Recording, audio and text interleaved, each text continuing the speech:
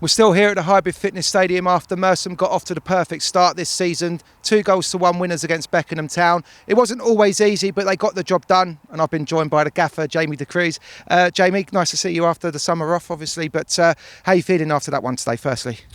Well, firstly, Jay, apologies for my voice. That hasn't gone through today. I've only just come back from holiday, so I think just the reality of getting back to coaching has taken its toll. So Good holiday, was it then? It was a good holiday. But I hope you can hear me okay. Just nice to win the first game of the season, really. We knew Beckenham are a good side. They're always a good side. They've got good players. We've never had an easy game against them ever. So we knew kind of what to expect. We obviously got, like everyone, players missing at the moment. So we wanted to try and make sure we were as good as we can. And it just felt like we sort of picked up from where we left off in terms of even the fact we weren't overly great. We found a way of winning the game.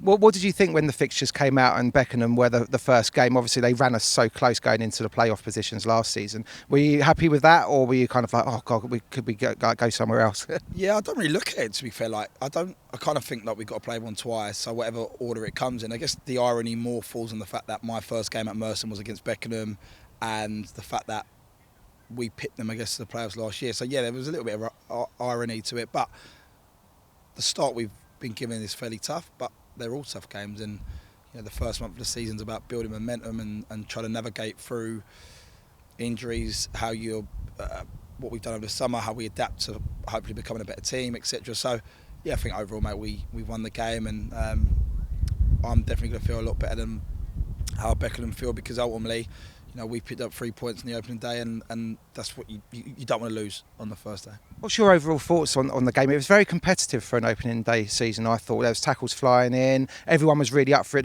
Both defensives were kind of on top, not wanting to let the strikers in. But what was your overall take from the performance? Yeah, I kind of feel like we're quite similar sides, ourselves and Beckenham. I think in Louis and Corey, you got two of the best strikers in the league. I think in Dragey and Jack, you've probably got two of the best centre-halves in the league. So I think we're quite similar in terms of like what we do, and obviously it differs. But I mean, both teams committed. Both teams are committed sides. Both teams have some real quality. Both teams are able to mix it and go the other way. So, my overall thoughts was that they were better the first half, and we contained them really well second half. And probably from their perspective, a draw might have been a fairer result. But Dragey's had his moment of quality, and then we didn't really let off anything second half. Obviously, HP made the block, which was unbelievable. Yeah.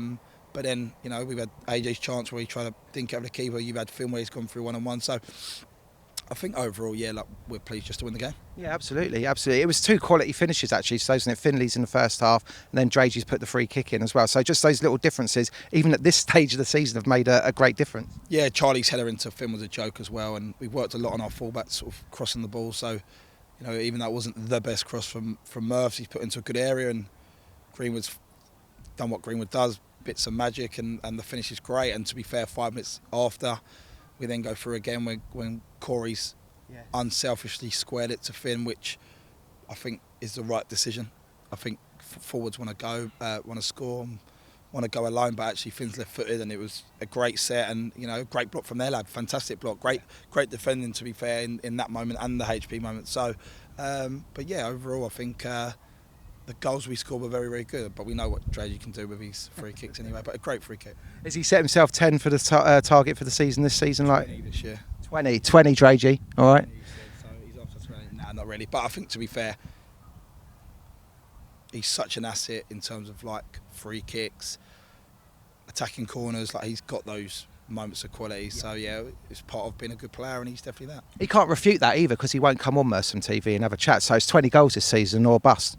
He's going to have to one day come on here, I think. But yeah, I mean, to be fair, if he backs up last year's goals contribution, we obviously haven't got Gunnery no more, so he's got to try and make up, unless one of the other centre-halves, Paris, Myatt or Stroley or HP. But yeah, if he gets 10 goals again, it's a great outcome. Yeah, absolutely. Talk to us about pre-season then. The results were more positive than negative, and obviously they're not the most important thing. But how do you think pre-season, in terms of getting the players fit, ready for today, went? Yeah, I think it was good overall. We were really fortunate that the club support us in terms of getting a good facility, because I think that's important. I think a lot of clubs obviously want to invest financially in the squad, but having a good training facility is important and allows you to hone in on what you want to be about. I think overall it was about getting the boys back in and the fitness side of it and trying to loosen up a little bit. But what we have got is already a sort of ready-made group who understand each other and what we want. So we didn't have to go in there changing the wheel and looking to change too much. We tried stuff that did work, stuff that didn't work. That's what pre-season's for. Yeah. That's why, in my opinion, the Leverett game went so wrong in our favour, because respectfully to Leverett, who were very good on the day, I don't think we lose 6-0 to anyone. But we tried stuff and it didn't work. So, right. As a manager, sometimes you've got to say, we're big enough and old enough and ugly enough to, I don't want to say ugly enough. Oh, speak for yourself, mate. To reflect and go, do you know what? We haven't got to try and be too cute. And today was a pretty much Merstham back end of last season performance where, the pitch probably, although it looks good, dry, like most grass pitches, so you couldn't really zip the ball around as much as we would have liked to. But as I keep alluding to, 3 points was the most important thing. Absolutely. Talk to us about the squad changes then. A lot of fans might have been surprised today to come and see the starting lineup, and it was pretty much the same as last season, which is actually testament to the group that you built last season and got us into the playoffs. You have added 4 or 5 new faces in the summer, but only one of them was here today. So can you just give us a flavour of what's to come from the new boys? Yeah, I mean, you're right, testament to the group, because after a good season and achieving what we achieved, you almost want people to come in and lift the group, because you don't want there to be a hangover from last season and people being sort of defeated before the season starts again.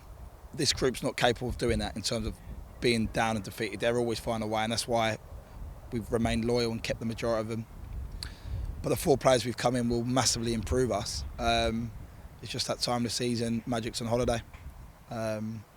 Paris felt a little bit of a pain in his knee from Tuesday, and we just didn't want to risk him. It isn't worth making worse. Louis Evans, who's brilliant, came on today. He's been arguably one of our best players in pre-season. He goes away for a week, so we kind of wanted to look at a few things about him. And Louis Degan, who has got unbelievable quality, is probably another few weeks away from returning back from his injury. So, yeah, they're all genuine excuses, reasons. Whilst I got the opportunity, I'm sure supporters would have seen yesterday that Aidan's moved on. Just a little bit about Aidan in terms of the role he played last year for us. It's never nice as a forward you want to play, and Aidan's played everywhere he's been and scored goals everywhere he's been. We're really fortunate that we've got, in my unbiased opinion or biased opinion, the best forward in the league, or one of the best forwards in the league. And even last year when Aidan knew it, in terms of that we were persevering with Corey, he still had these moments, some really memorable goals. I remember Littlehampton away, which was probably my favourite moment in football because of what unfolded. And Margate, which was again another unbelievable moment. And there was more than just that. And people forget Aidan started the first 15 games of the season for us last year, was integral in the FA Cup wins and everything. So, absolutely.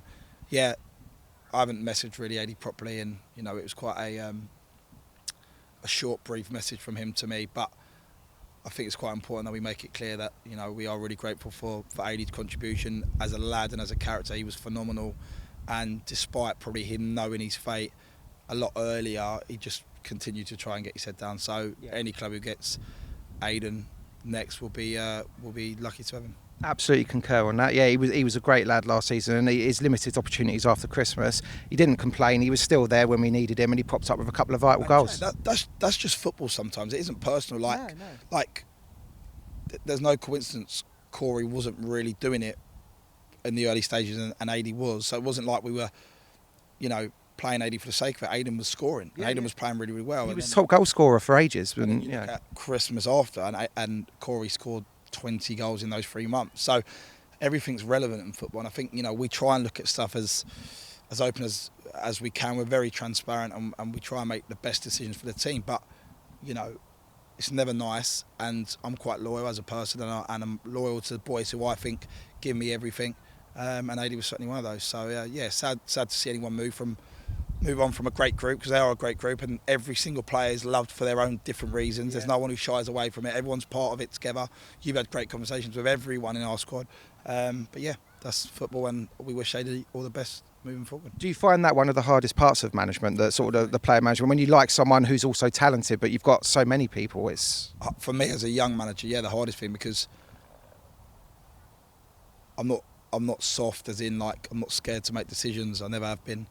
I'm not scared to upset people, but I also like believing in people, and I like believing in getting the best out of people, and people who work for us and do what they do, you want to reward them back, and that's how it is. And if you look at most managers in all sort of levels of football, they will always take a core of players to them wherever they go, because you build those relationships. We spend a lot of time to each other. I think I said it last season. Sometimes you spend more time with the boys than you do your own kids, because they're at school and then you're out in the evening. So it's important you get on. We've always had a policy of good characters only in our changing room, apart from Dragey, and he won't watch it anyway. And I think that reflects on us, because we demand that. We demand that the boys are together, and I think you always sort of breed success if you have got a group who want to be around each other. Yeah. With that in mind, are you allowed to talk about the post-season trip to Marbella, or is that off topic? Firstly, it was a brilliant trip away. The fact that 27 of us went is testament to the group, because you normally get these events and you might get the single lads who are allowed, and the couple who get a bit of permission from their missus. But I think overall to have 27, that was management, that was obviously not supporters, not this time round. No. Not Merstham TV either. No, not Merstham. No. 27 of us, and it was like, I've been away with family every year, and family are always going to have little arguments, but there wasn't one argument. There wasn't, and we've done a variety of different activities. We went and played a bit of paddle, and some of the lads, went to the gym, and it was, but we had some excellent times and nights out, and we're already booking for next year. So excellent. I'll try and dig up some more exclusives on that as the season progresses. Watch this space. I don't want to say too much, but it was very, very good. Yeah. Excellent. Final question, Jamie. We've got 5 home games this month alone. Today was a win, which was great. Obviously, Tuesday night was supposed to be away, but we're going to bring Croydon here because they had some unfortunate business at their end. Is that a good thing in your mind to have so many home games at the start? Yeah, from a playing surface point of view, you'd rather be playing 5 games now than you would maybe back end of the season. So from that perspective, I guess, gives you an opportunity to build momentum. I think we all feel that we're good here. We make the ground a fortress. We know how to win games of football. I don't know the record the last couple of years, but our percentage of winning games here must be fairly high. If not, it must be right up there. So that doesn't say teams can't come here and beat us, because we're human. Of course they can, but certainly we feel it's an opportunity to build momentum, and they're tough games. Croydon, Faversham, the games that come in are Margate. They're tough games. Sorry if I've missed anyone. I'm sure they're all going to be tough games this year. Even looking at the results today, promoted sides from last year, but currently quite early, but top of the table. Hassocks had a great result. So the one good thing about our group, we don't underestimate everyone. We treat everyone with the same respect, and the way we try and win games at times may come across disrespectful in terms of the dark arts, but actually it's because we do respect teams and we know how hard it is to win games in this league, and ultimately winning games is the most important thing. I think that all evens out across all teams at all levels anyway across the season, doesn't it? And we just try and educate players and make us better at certain moments rather than being walkovers. I think the only sort of downfall for us in the last couple of years is we've been quite soft and quite nice, and when you go away to teams like Ramsgate last year, who were unbelievable at what they've done, you've got to try and compete, otherwise you get rolled over, and that's just the game, and there's no different throughout the levels of football. So we've got the ability to play really good football. We've got the ability to defend for our lives, and when you look at the best teams in the world, and we're not that, but when you look at the best teams and what ingredients they have to winning games, most of the time they're really good in both boxes. They're able to compete. They've got moments who have players who have unbelievable moments and can win games, as Dragey's done today. Yeah. So, and they're together. So, having those ingredients helps us win games of football. I heard about 86 minutes. Someone on the bench, it might have been Lee, said, "Manage the game, not the scoreline." Is that so? Is that kind of the phraseology that you're coming into this season with? He actually said that's a ref. Oh, did you? I thought Lee said it's a ref because he felt that he basically was saying that we felt the ref was feeling sorry for him because of the scoreline and was allowing things to. Oh. Yeah. I saw AJ chasing the ball into the channel, and I thought it meant don't try and get a third. Do you know what I mean? But to be fair, the chat at half time was actually that if we tried to draw the game, if we tried to contain and hang on to the point we had at that time, we'd lose the game. Right. And we felt that. And I thought second half we were much better. I thought we were more competitive. I I thought we limited them, most importantly, and I think we still had our moments. Obviously, we've scored. The moment we score, you go 2-1 up, you go, all right, let's contain again, which we want to become better at, to go actually believe that we can go 3-4. But the way Beckenham played and the danger they've got with Louis and what they do, Steve Townsend, you knew that we still had to be disciplined. Like they only need one moment. Louis only needs one moment. That's why he scores as many goals as he does. So there's almost that element of risk reward. But we're very good at managing games on the whole, and today was proof of that. Well, we've managed our way to 3 points today, Jay. Well done. Great to be back. Yeah, Welcome back. welcome back. Well done, everyone. Cheers, Bernard.